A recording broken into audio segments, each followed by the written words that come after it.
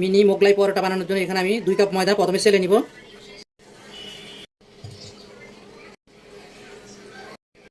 1 table চামচ চিনি, স্বাদ মতো লবণ, 1 চা চামচ বেকিং পাউডার। এটা আপনারা স্কিপ করতে পারেন। এই বেকিং পাউডারটা দিলে পরোটাটা একদম সফট, মানে একদম নরম হবে। হাতের কাছে থাকে দিয়ে দিবেন, আর যদি না থাকে স্কিপ করবেন। এগুলি একটু আমি একসাথে মিলিয়ে নিব।